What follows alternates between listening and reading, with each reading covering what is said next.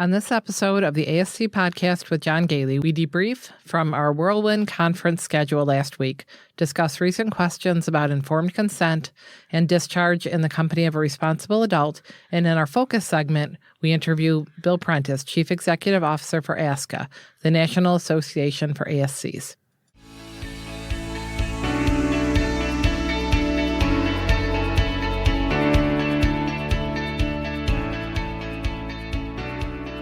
Welcome to the ASC Podcast with John Goehle, the longest-running podcast specifically focused on the freestanding ambulatory surgery industry.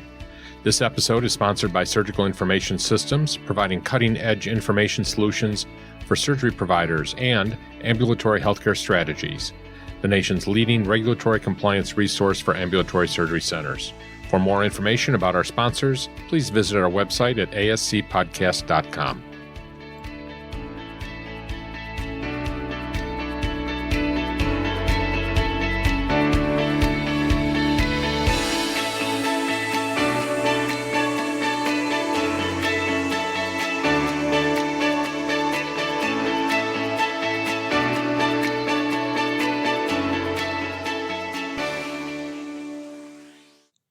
Welcome to episode 140 of the ASC Podcast with John Goehle for October 3rd, 2021. We're recording from our studios in Spencerport, New York.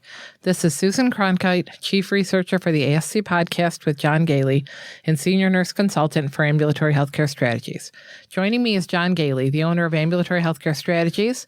John is recognized as one of the nation's leading experts in the ambulatory surgery industry. He is the author of over 10 books on the ASC industry and a frequent industry speaker on regulatory, accreditation, and finance issues. Well, we are back home after a whirlwind trip. A little more whirlwind for me because I was in Texas the week before. Yes. But you and I went whirlwind off. enough. I think it was. I think a week ago. We're recording on Sunday. I think it was a week ago today. We headed off to Ohio. Yep. In Ohio for 2 days, and then we made that long 8.5-hour drive from Ohio to New York. But we had a lot of fun, I would say. It was great to be back with all of our friends in the industry and get to see a lot of our listeners. We met a lot of our listeners out there also. And we had to man booths at both the Ohio and New York. And in Ohio, we had 4 of us. And in New York, we had 8 of us. So we were heavy presence in both states. It was a lot of fun, though. Got to meet a lot of people that we haven't seen in almost 2 years now, actually. And I think the last state association conference we went to was the Ohio one in the fall of 2019. I think so. Hard to believe, isn't it? Yeah, it's been quite a while. Yeah, so we have got a lot of material to work with, don't we? We did, about 8 interviews during that time frame between the 3 different conferences, and we'll start. We're going to get the Texas Association. We're going to have 3 special episodes: one for Texas, one for Ohio, one for New York, and then a number of the interviews that we did we'll be able to use for our national audience too. So, Sue, you're going to be busy editing, and I'm going to be busy putting things together, and so expect a whole bunch of episodes coming out. I know it's been a little bit slow. We did have a lot of fun. We did record a live episode from Ohio with Judy and Mike. Which was nice. I think that was about a week ago. Yep, he's our newest employee, right? Right, and Judy's husband. Yes. So and also quite a bit of knowledge on OSHA. So that's yet another thing that we've all been having to learn about. We've also just finished up a whole bunch of surveys. I should say 2 surveys, but it seems like a whole bunch. Yes. Both for your clients. You've been on the spot lately. One was for Joint Commission, and one was for AAHC. And then the other issues that we're dealing with right now are that vaccine mandate in New York State. Those of you that are not from New York, we all know about the federal mandate that the Biden administration has announced but has not been put out yet. But in New York State, on Wednesday of this coming week, October 7th, 2021, New York is requiring all healthcare providers in the state of New York to have all of their employees vaccinated with very small exceptions. In other words, like a health exemption. Yeah, but very few. Very few. They're really we've been processing some of these with our with our centers. Like one came through which just said that it was a pregnancy exemption, and we couldn't process that because it didn't indicate really anything more than she was pregnant. So New York is getting very strict about it, and they've gone so far as to say that you have to be terminated if you don't get vaccinated by the 7th, and you're not going to be eligible for unemployment. Yeah. So it's a pretty strict mandate. And there is in New York right now, as we speak, a hold on. So basically what happened is that there was no religious exemption.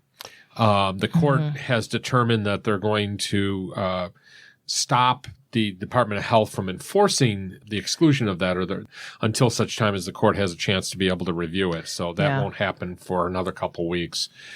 So anyway, that lot going on in New York. And of course, as New York goes, sometimes the rest of the country goes. So we have to keep a very close eye on that.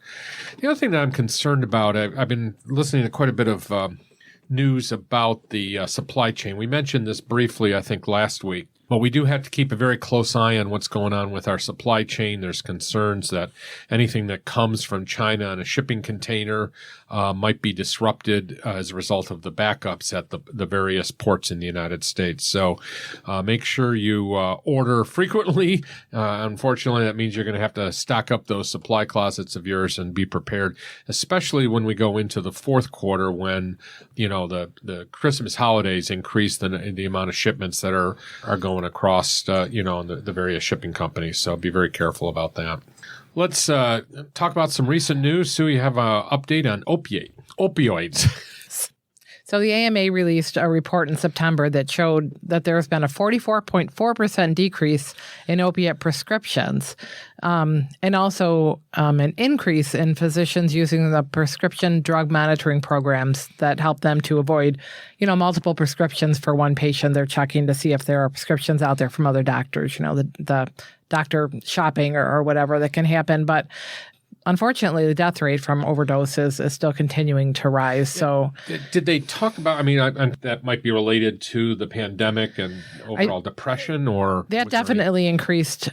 That increased a lot because of the depression, the isolation. Yeah. But I think I'm hoping that it's also just that long tail. Once somebody's addicted, it's they're going to be able to go on the street and get things to satisfy their addiction. So hopefully, with this decrease in the prescriptions, we'll be seeing in the years to come some decrease in the addictions.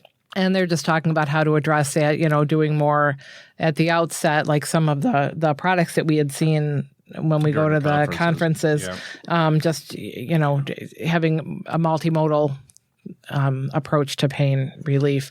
And as I was reading through this, I was thinking about some of the other news that I've seen where it's almost like sometimes we go to the extreme. It's such a hard balancing act, but there are people that I read about one family suing the doctor because their loved one was in such extreme pain and the doctor didn't want to continue to write medication. And the person actually took their life because they were in such extreme pain. Yeah. So it's just such a tough issue. But I think the more, that people can just be careful with, prescribing and using other ways of dealing with the pain when they can. So it looks like they're headed in the right direction. I'm just hoping that, we'll see the result of that. And in interesting news, Sue, you didn't pick this up because you hadn't been dealing with it at least recently, but I saw an article from the American Dental Association. And the only reason I picked it up is because I've been working with a center in New York that wants to add dental procedures, but the state has come back and said, well, these are not surgical procedures. And of course, we argued that they are, but the issue continues to be the lack of CPT codes for dental procedures. So in the September 22nd, 2021 edition of the ADA News, that's the news of the American Dental Association, in an article written by Jennifer Garvin, she noted that organizations believe that if they were to identify a coding solution for dental surgeries in hospitals and ambulatory surgery centers, that could improve access to dental surgery for at-risk populations. So what happened is the ADA and several groups of dentistry organizations are asking the CMS to improve patient access to dental procedures in hospitals and surgery centers. They're requesting that CMS work to identify a coding solution to the current hospital and ambulatory surgical center billing limitations, which have significantly restricted Medicare and Medicaid patient access to covered dental and outpatient procedures. I should point that it's more than that, too, because really other third-party insurance companies tend to follow the requirements or the CPT codes when they come up with their rates that CMS has established. And they noted that despite advances in preventive care and an overall reduction in untreated tooth decay, significant oral health disparities exist, including racial and ethnic disparities and geographic disparities. They noted that Medicare and Medicaid beneficiaries with special needs and disabilities and the frail elderly disproportionately suffer from dental caries, and those patients aren't treated through dental surgical intervention. This disease can result in emergency department visits and life-threatening infection and hospital admission.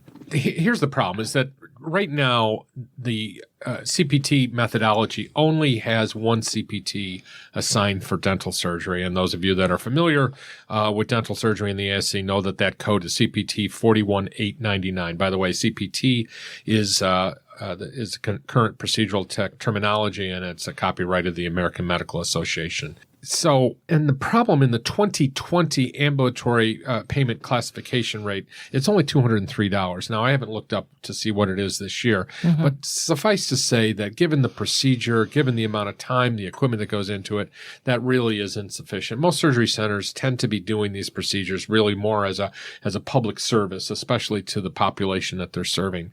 The ADA noted that the reimbursement level is grossly under the appropriate cost for complex dental surgery cases and significantly less than national average geometric mean cost of the procedure being billed to Medicare. And the groups wrote that the current ambulatory payment classification rate does not recognize or cover a facility's time, expense, professional surgical services, anesthesia services, or equipment costs. And they concluded in that letter that they wanted to urge CMS to help solve these issues by establishing a healthcare common procedural coding system level 2 code. In other words, a HCPCS code. So let's keep an eye on that, see if that if that moves somewhere. That could be would be another procedure that we could be doing in surgery centers that might be restricted right now because of the poor reimbursement. Sue, we've also had some recent experiences, haven't we? Let's talk about it. I'm going to have you read the regs, Sue. Sure. So the first thing is informed consent. So a couple times during these conferences, actually both conferences, I had questions asked of me by attendees, just, as they were walking by and they knew that we're kind of experts in this area. And they asked about, well, one of the individuals said, can a nurse get informed consent? And of course, both you and I kind of bristled a little bit at that because, next thing I said, what do you mean get informed consent? So let's, as we delve into that issue, let's, as we always try to do on the podcast, is start with the Medicare regulations. So, Sue, this is in 416.50E. Do you want to read that? Sure. The standard exercise of rights and respect for property and person. The person has the right to the following: to be fully informed about a treatment or procedure and the expected outcome before it is performed. So that is, of course, the definition of informed consent. And the interpretive guidelines for that particular area, which is, again, 416.50E13, is, and let's just alternate this. As is the case for advanced directives, the patient has the right to make an informed decision regarding his or her care in the ASC. The right to make informed decisions means that the patient or patient's representative or surrogate is given the information needed in order to make informed decisions regarding his or her care. And the right to make informed decisions regarding care presumes that the patient has been provided information about his or her health status, diagnosis, and prognosis. I'm just going to stop for a second there and point out that the best way to get that information is prior to the procedure. Providing it on the day of the surgery really isn't very reasonable. Yeah. And furthermore, it includes the patient's participation in the development of their plan of care, including providing consent to or refusal of medical and or surgical interventions, and in planning for care after discharge from the ASC. And another parenthetical note, it's hard to do that when they're actually showed up on the day of surgery to get it. So again, this bullet here kind of presumes that consent was given prior to the procedure. The patient or the patient's representative or surrogate should receive adequate information provided in a manner that the patient or the patient's representative or surrogate can understand to assure that the patient can effectively exercise the right to make informed decisions. The ASC must utilize an informed consent process that assures patients or their representatives or surrogates are given the information and disclosures needed to make an informed decision about whether to consent to a surgical procedure in the ASC. And the primary purpose of the informed consent process in the ASC is to assure that the patient or the patient's representative or surrogate is provided information necessary to enable him or her to evaluate the proposed surgery before agreeing to that surgery. Typically, this information would include potential short and longer-term risks and benefits to the patient of the proposed intervention, including the likelihood of each, based on the available clinical evidence as informed by the responsible physician's professional judgment. Informed consent must be obtained, and the informed consent form must be signed by the patient or, as appropriate, the patient's representative and placed in the patient's medical record prior to surgery. It would be acceptable if the ASC required the physician or physicians who perform the procedures in the ASC to obtain the patient's informed consent outside of the ASC prior to the date of the surgery, as this might allow more time for discussion between the patient and the physician than what would be feasible on the date of surgery, as you mentioned. In such cases, the physician must follow the ASC's informed consent process, and in all cases, the ASC must ensure that the patient's informed consent is secured prior to the start of the surgical procedure and that this consent is documented in the patient's medical records. So a bunch of takeaways from this. First of all, Sue, this isn't the first time this has come up. We've had issues in the past, and I know we've talked about them. I think the first thing that we need to note is that informed consent is not a document. It's a process. It is documented with a consent form, but the actual informed consent is much more than that document. It's that whole discussion that the physician has with the patient. And as for when you need to get the consent signed, don't do it at the front desk, ideally in the doctor's office ahead of time if you can. Yeah, so I mean, this is something that I've seen not infrequently. But I've seen patients at registration be handed a series of documents, including the informed consent, and being asked, by the receptionist in some cases to sign it. So the specific question, we know that's not ideal. The ideal situation is really that the consent is signed in the physician's office, and a copy of that consent is then sent over to the surgery center and then included in the medical record. So the question that was asked to me specifically by an attendee at one of the conferences was, can a nurse get informed consent? So the pure answer to that is no. I mean, the patient has to have a conversation with the physician. The physician is the one that gets the informed consent. Now, the nurse may be able to get the patient to sign the informed consent, documenting what the physician had already done. And that's the critical thing. So we have to be very careful about the way we discuss. So, Sue, in that conversation, maybe you weren't with me. I can't remember who was with me at the time. But, what is the ideal situation? What is the ideal conversation? So the ideal way that I would approach it, and Sue, feel free to chime in if, because I know you've had to do this in the past, but let's in general, this is the conversation. Mrs. Smith, I have in front of me a document that we would like to have you sign. Now, it documents the conversation that you have previously had with your physician. And in that conversation, he or she discussed with you, what the risks and rewards of the surgery, what alternatives were, and what would happen during the procedure. Please read through this document and make sure that it is that you agree with the contents and that indeed you've been given all of this information previously.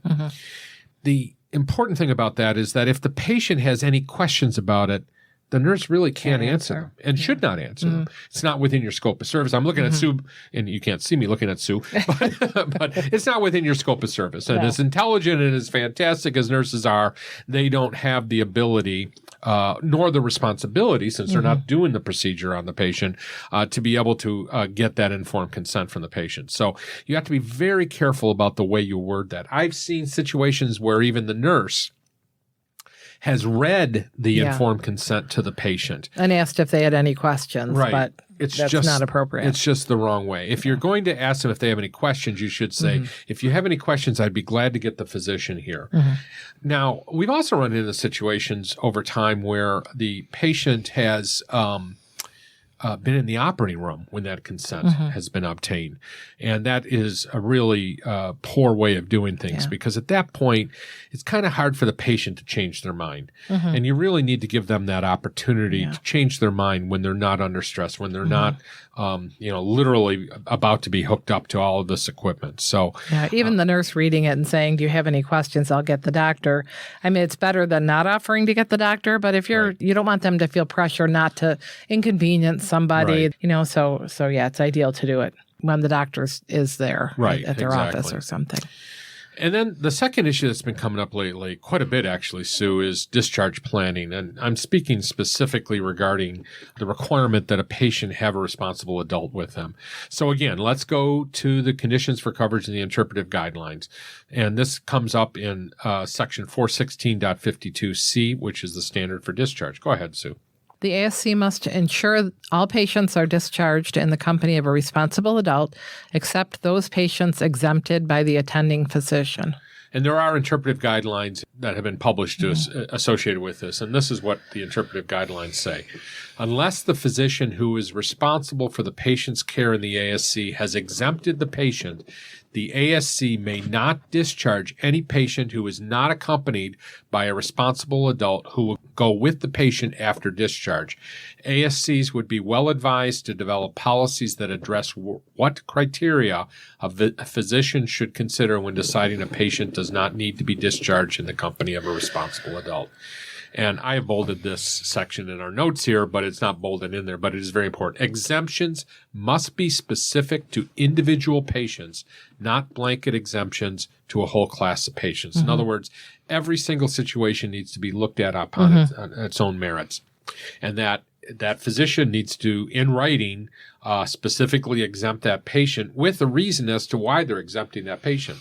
We had a situation recently where a patient was actually, unfortunately, this is not unusual, but we've had situations where the patient has come in and said, yeah, I have a responsible adult that's coming. And then it turns out that there is no responsible adult. In other words, the patient kind of has lied to us. And then you're kind of stuck in this situation. What do? Do you keep calling around until they find somebody? Do you force the patient to find somebody to take them home? So we had one recent situation where it took so long to figure out what to do that the patient, was there in the surgery center for 3 hours. At that point, the patient really had fully recovered, and it was at that point appropriate for the doctor to sign a discharge order or sign a note saying that they can be discharged to, in this case, they were discharged to a car service that would assure that the patient would be taken right to the door of the patient's apartment. So that's not ideal, and that's something that could get you into trouble. But if you find yourself in a situation that there is no responsible adult, there is no way for this patient to go home under these regulations without somebody taking them to the door. So you're well advised to have an agreement with a car service that, and in that car service agreement, it states that the car service is responsible for delivering the patient right to the door. And of course, you're going to pay more for that, or the patient will pay more for it. This is one of those situations where you might have to pay for this if the patient can't pay or insurance doesn't cover the cost of it. I look at this, Sue, not just as a regulatory issue, though. I mean, we've discussed the whole regulatory side of it, but it's also a legal issue. I know you follow legal issues a little bit yourself. Don't you think that this is something that we should be concerned about from what happens if that patient falls? What happens if, I've had situations where they say, well, I'll just take public transport. I mean, can you imagine what would happen if that patient were to be on a train or, some other public transport? Yeah, they fall or they end up in the wrong place because they're not quite mentally fully recovered or, it's just not, you just can't feel safe about it. But it is a tough situation because there are people that don't have adults that they can count on. So it can be quite difficult. And I know you've had the uncomfortable situation that you've had to let people know that really if somebody says they've got somebody in the car and they get out there and they hop behind the wheel and they start driving, that you may have to call the police if you feel that they're not safe to be driving. Yeah, that happened once when I was an administrator about 20 years ago that this is kind of unbelievable if you think about it. A patient came in for cataract surgery, had the surgery done, said that his wife, who was accompanying him, would drive them home. the staff was a little suspicious because shall we say that the wife seemed less able to see than the patient was. And so, they did everything right. They took the patient to the car. The wife got in on the driver's side. The patient got in on the passenger's side, and they drove off. And the kind of not very well though. And they got and the nurse stood there watching, and they drove a short distance where they thought that the nurse was no longer watching, stopped the car, and they switched drivers. She had the license number. She was pretty smart about this, and she got the license number and called the police immediately. I don't know. Yeah. We don't know and never will know what happened there, but at least we did our due diligence. So if you do run into a situation where somebody does violate the rules there, it goes against medical advice in an anesthetized situation, you really do need to call the police. So that situation seems to be coming up a lot more recently. Yeah. And another situation, Sue, that we had, which is along these lines, is that in a high-rise ambulatory surgery center, due to COVID, and again, things were been even more complicated with COVID. Yeah. But during COVID, the staff was discharging the patient to the lobby on the 8th floor in this particular place, which meant that, and then assuming that the patient's family would take them from there, but that was they weren't assured of that. And that was a very dangerous situation. Just, a number of times over my life, I remember patients falling in, elevators or getting off the elevator or in the parking lot. It does seem to be that, because they haven't really ambulated that far until they get outside, that's when you really know if you've got a problem. Yeah. So I think it's enough said there. So that's it for our news and just kind of interesting information or interesting incidents that we found recently.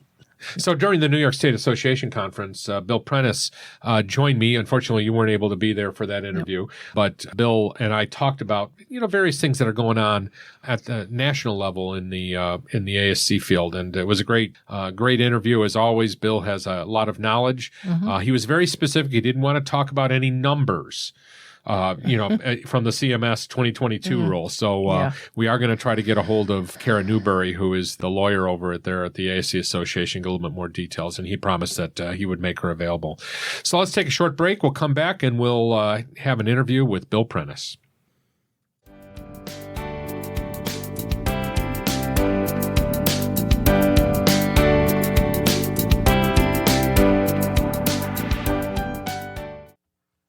Thank you for being a loyal listener of the ASC Podcast with John Goehle. But did you know that you can enhance your experience and support the free podcast by becoming a Patron member?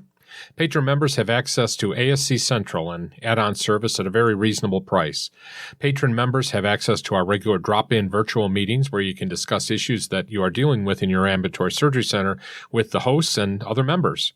Members also have access to valuable member resources, including a document library with a growing list of resources, including the rules and regulations, guides to maintaining compliance, example policies and procedures, infection control resources, example risk assessments, example committee and governing body minutes, and over 60 disaster drill scenario kits and example forms and checklists.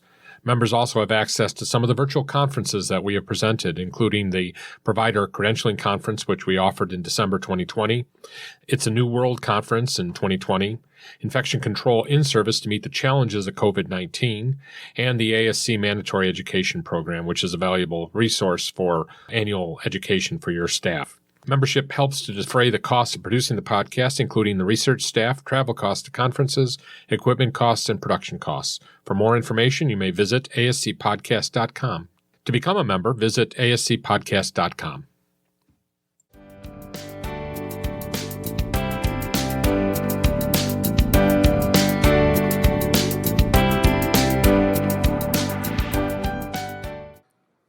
So this is John Goehle. I'm here with Bill Prentice, who's the Chief Executive Officer of ASCA. And Bill, it's great to see you. It's been 2 years. Can you believe it, since you've been on the podcast? It has been a long time, John. It's been a long 2 years for everyone, and I'm very pleased to be able to look you in the eye and not be doing this by Zoom. Yeah, we've seen each other a lot over the last year in Zoom, but there's nothing like actually being in a real place. And we're recording actually live from New York State Association meeting in Tarrytown. So you just finished a great session. It was so funny when I heard that you were going to be doing slides. I said, how was that even possible? And you are so anti-PowerPoint. It was a challenge, I will tell you, and I had real trouble clicking through the slides, so I appreciate everyone's indulgence with that. I was using some great slides and some great data collected by Kara Newberry, our Director of Government Affairs, and I don't think that will be the way I do things generally because it was stressful, but very much appreciate being at the New York meeting. I think that John Valkenburg and the board at the association have done a great job in really pulling things together, and really look forward to working with you. Thank you very much. And thank you so much from ASCA, what you've done during the pandemic. I am so tired of talking about the pandemic. So I'm not going to ask you questions about the pandemic in general, except I do want one way to start out. And, we're going to talk to Kara Newberry about the details of the 2022 payment rule. And I'll ask you a couple things, but more legislative from that standpoint.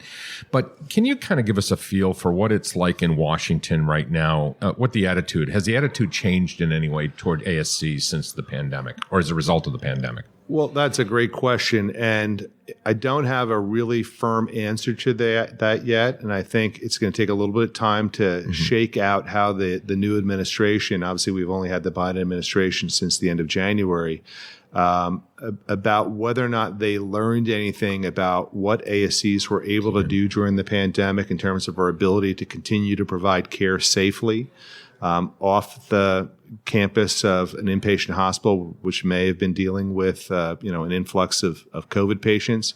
I have a sense that by the end of the last administration, they did have, I think, a better understanding of the role that ASCs could play in providing care, and I think did appreciate the fact that having a decentralized healthcare system that has places where people could get care that are away from a site of service they may be dealing with an infectious disease like a pandemic was a good thing. Right. And I'm hoping that sense will carry forward into this administration, and that they will understand the value of having places like ASCs to provide care to patients while inpatient hospitals may be dealing with other things.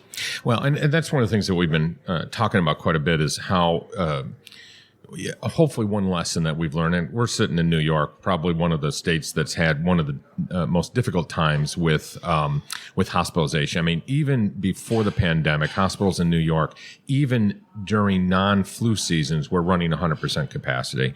And we're hoping that the administration here in New York, at least, has learned the lesson that hospitals need to be available for those types of things, to be able to handle those influxes, those increases during those times. And we're part of that solution.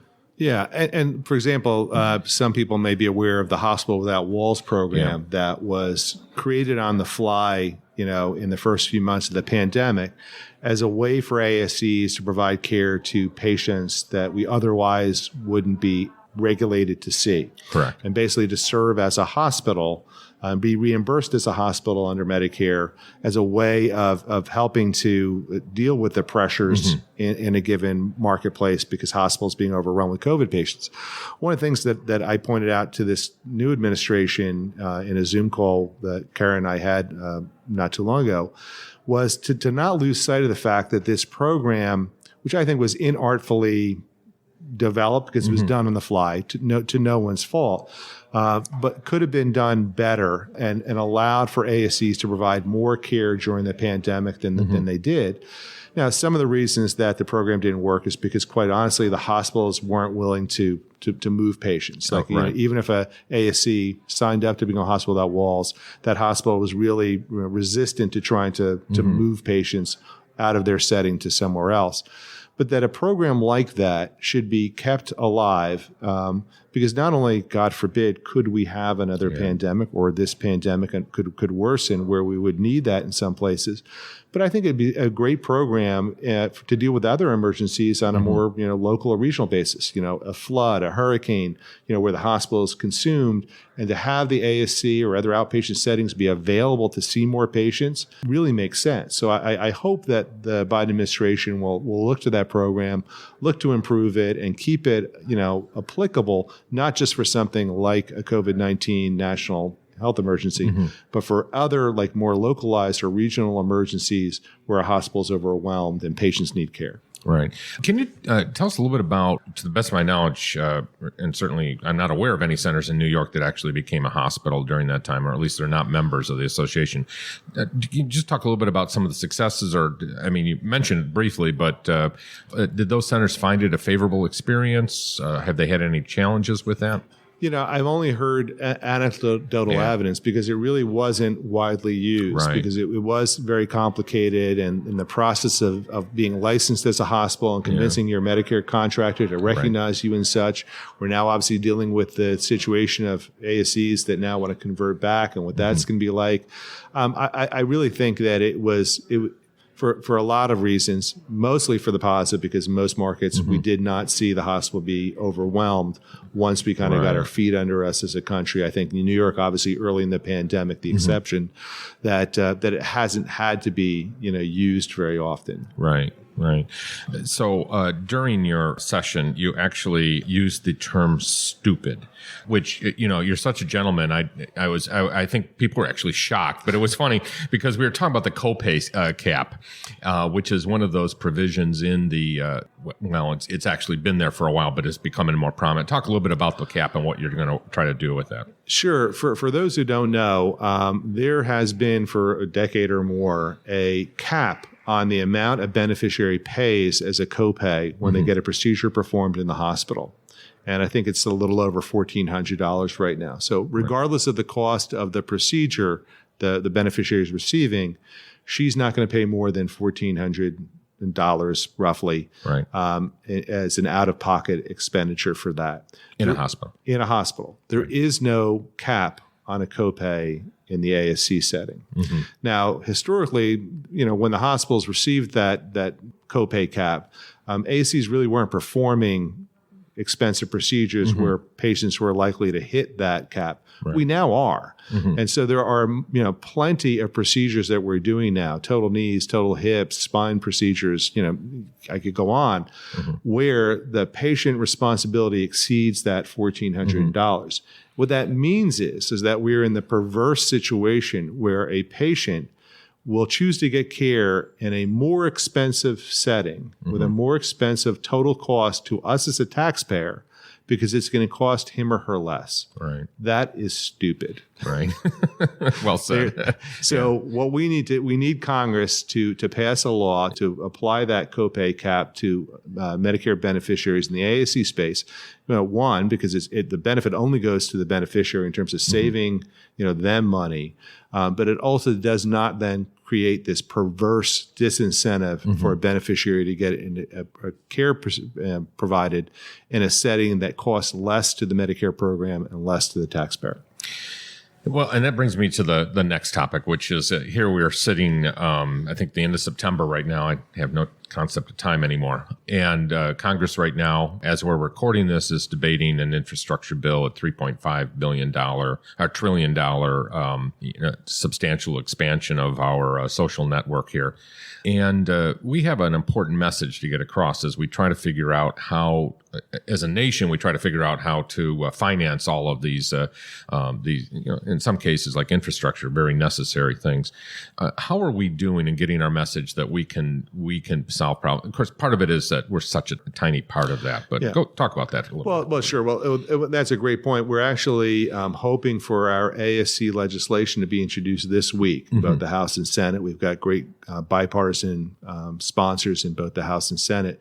And you're right, it is hard to get through the clutter in the best of times. And right now, with obviously a horribly divided country politically, and that divide exists in Congress as well, where it's really hard to see members of Congress reaching across the aisle and working together on issues and dealing with these big issues in front of the country that, like right now, like the bipartisan infrastructure package, billion dollars, or excuse me, $1 trillion that they're trying to pass this week, and then the $3.5 trillion other package.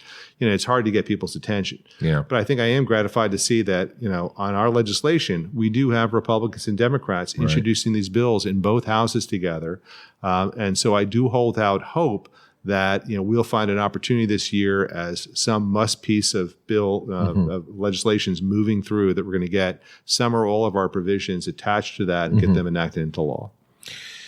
I think one of the frustrations I've seen in the last 2 years too is how the delays in getting the update done. I think I don't remember when it hit. I have to talk to Kara, but the July 1st payment proposal didn't come out until mid-July. And of course, last year it came out in August. But do you think there's any chance that this isn't going to come out any sooner in November? No, I think the likelihood is it will come out on or about November 1. I think we did see some delays in the past 2 years for a variety of reasons in terms of the timing of our things coming out, which used to be pretty much like clockwork. Right. But I don't think there'll be a delay. I expect that we'll get it, November 1, and we'll have those 2 months to hopefully, get things in place to apply any new requirements and new payments. And obviously the ASCA's Medicare rate calculator will be updated and available to members so that they can make sure they're being reimbursed properly. Well, and I just want to remind our listeners that last year we scheduled our finance and accounting seminar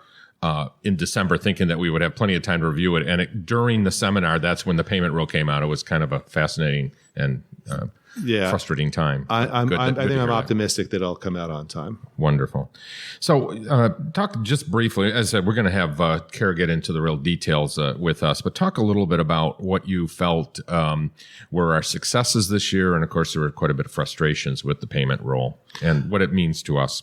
Yeah, I think if I look back at the entire year, I think that the most important thing that we did is I think we showed to policymakers, both at the federal and state level, that ASCs could maintain safe, high-quality environments, even in the middle of a public health emergency, even dealing with a pandemic that none of us have ever lived through like this.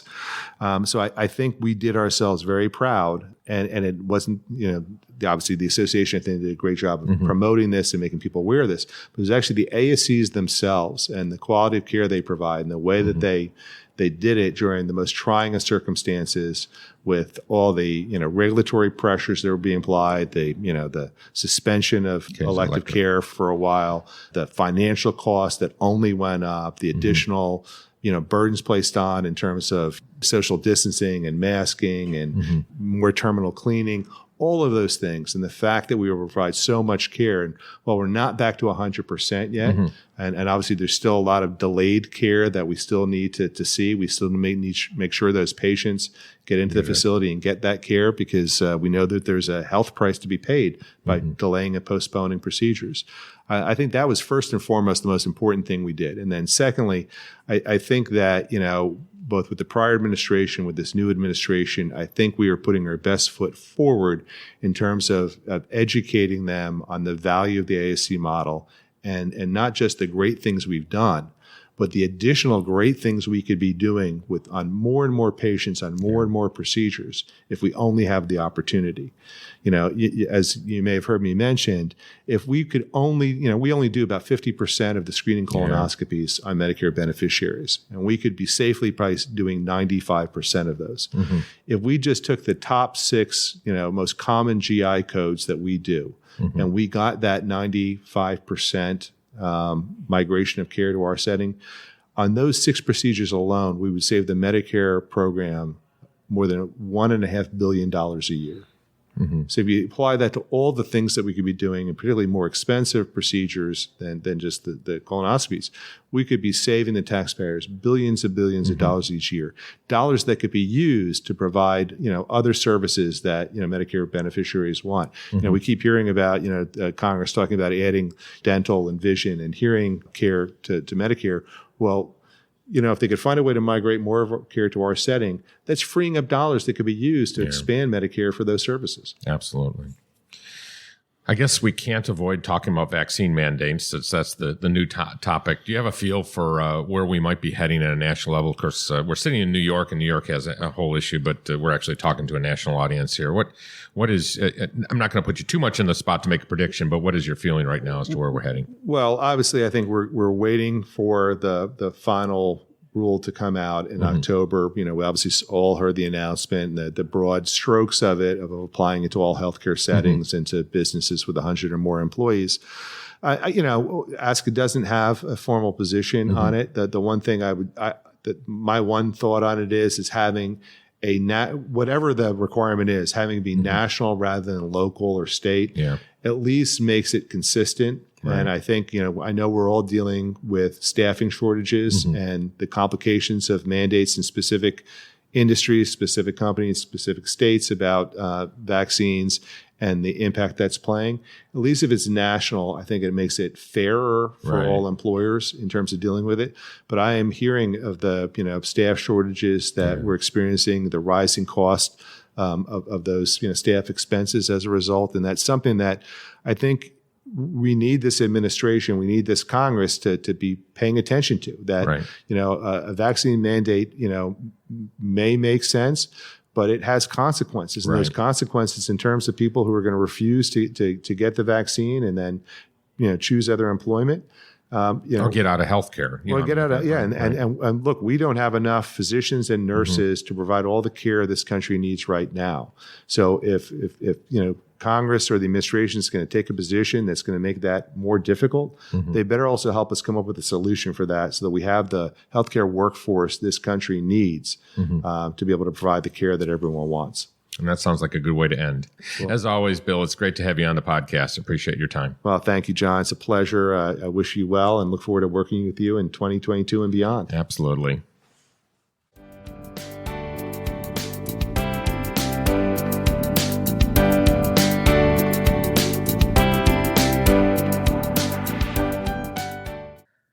In this segment, we discuss other learning opportunities in the ASC industry. If you would like your event to be included in the podcast, please send the event information to info@ascpodcast.com. For 4 years, we've been saying, send your information to info@ascpodcast.com. And I think maybe I've received 2 emails in that amount of time. So please do this, because it is difficult for us to find all this information. We have a lot going on right now. So we're going to talk about some of the things that are going on with the ASC podcast, but there are a couple state association meetings also. So the Medical Director Conference is going to be October 9th. It's a Saturday from about 9 to 3. It's virtual. You can get more information at ascpodcast.com. It's really the industry's first opportunity for medical directors to get together and learn things.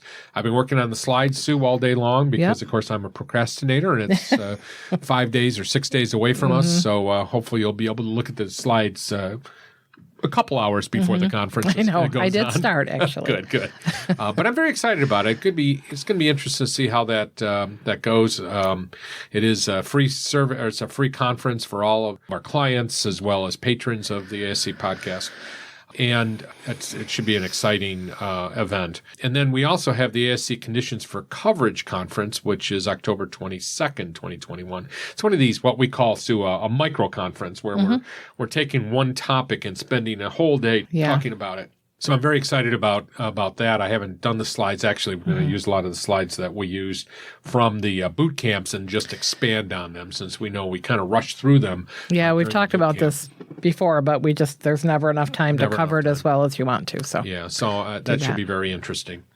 And the Washington Ambulatory Surgery Center Association's annual education conference and trade show is November 4th and 5th. 2021 at the Tulalip Resort and Spa in Tulalip, Washington. And I'm sad to say I was asked to speak at that conference, but they unfortunately, I think they put it together kind of quick. Well, I mean, they've been planning it, but they weren't sure that it was going to be in person. And I know there's been some challenges, so I could not make it on the 4th and the 5th because of other arrangements. But I have asked if I could be asked back next year, and they did indicate that that's possible. Good. So I would love to go to Washington. The Pennsylvania Ambulatory Surgery Association's annual meeting is November 8th, 2021 at the Hershey Lodge in Hershey, Pennsylvania. Again, I'm not going to be there for that, and I know, Sue, you wanted to be there for the Hershey Chalk. I know. Anybody that hasn't checked into the Hershey Lodge, unlike the DoubleTree, which gives you a cookie, at the Hershey Lodge, they give you this big, Hershey's chocolate bar, which, of course, I can't eat. Doesn't mean that I didn't eat it the last time I got one, but kind of dangerous. The 2021 Ambulatory Surgery Centers Congress, November 8th and 9th, 2021, at the Area Resort and Casino in Las Vegas, Nevada. And I'll be speaking at that conference along with a number of my dear friends out there, so looking forward to that. I can't believe I'm actually looking forward to going to Las Vegas. It's just, it's just enough different than what's been going on in the other areas. Not Las Vegas isn't exactly one of my favorite places, but heaven knows there's a lot of good food out there and a lot of things going on. So I'm looking forward to that on November 8th and 9th. And of course, the ASC Director of Nursing Boot Camp, the November cohort, which is presented by the ASC Podcast with John Goehle, will be November 16th through the 19th, presented virtually. For more information, visit ASCPodcast.com. So the boot camp is more than just that one event, and it is recorded, so people attend virtually, and if they miss any part of it, and that's often the case, they can get a recording of it. They can watch the recording for 6 months to about 6 months afterwards. And then there's also these weekly sessions that we have on Saturday mornings. Sue, we have had so much fun with those Saturday sessions. I know you missed it this week, but it went on, by the way, Sue, for an hour and a half this week. It's almost 2 hours, I would say. Yeah. Get a lot of great questions during these events, and that is a service that's available to any of our patrons, as well as all the members of our boot camps. And then don't forget our credentialing workshop, which was recorded live on December 8th of last year, is available by going to the ASC Podcast website at ascpodcast.com. So just another reminder to everyone to become a patron member of the podcast. The Patron Member Program, which is also known as ASC Central, is an exclusive membership website that provides a one-stop ASC regulatory and accreditation compliance, operations, and financial management resource for those busy administrators, nurse managers, and business office managers. Resources include some of our virtual conferences, links, policies and procedures, forms, drill kits, and discounts on services and books, and access to AEU credits for CAS-certified individuals. And we should note that the patron program also includes those wonderful Saturday morning drop-in sessions where we just talk about anything that our listeners want to talk about. Membership helps to defray the costs of producing the podcast, including research staff, travel costs to conferences, equipment costs, and production costs. For more information, of course, you may visit asc-central.com or ascpodcast.com. That's it for this episode of the ASC Podcast with John Goehle. Join us again, and please consider becoming a patron, as I said, and spread the word about our podcast with your friends and colleagues, and do us the honor of hitting the subscribe button. The sound editor for this episode is Susan Cronkite. Executive producer is John Goehle. Research assistance is provided by Sue Cronkite, Jenna Alvarez, Judy D'Ambrosio, Alex Borneman, Zach Caloritis, Amy Durbano, Lori Rodericks, and Ann Geyer. Music is provided by Media Sushi and Mike Noah, and the ASC Podcast with John Goehle is hosted on Podbean and is available on all major podcast channels. We would like to thank our sponsors, Surgical Information Systems, providing cutting-edge information solutions for surgery providers, and Ambulatory Healthcare Strategies, the nation's leading regulatory compliance resource for ambulatory surgery centers. For more information about our sponsors, visit our website at ascpodcast.com. This podcast has been an educational and operational tool and is not intended to be a comprehensive resource for all rules, regulations, and standards that an ambulatory surgery center must meet. The advice provided should not be considered as, nor does it constitute legal advice or opinion. When reviewing specific situations involving legal and regulatory issues, attorneys and other professionals should be consulted. This has been a production of Eden Group Development. All rights are reserved. If you're interested in advertising or sponsoring the ASC Podcast with John Goehle, please email us at info@ascpodcast.com. We would love to hear your questions and comments. Please email us at comments@ascpodcast.com.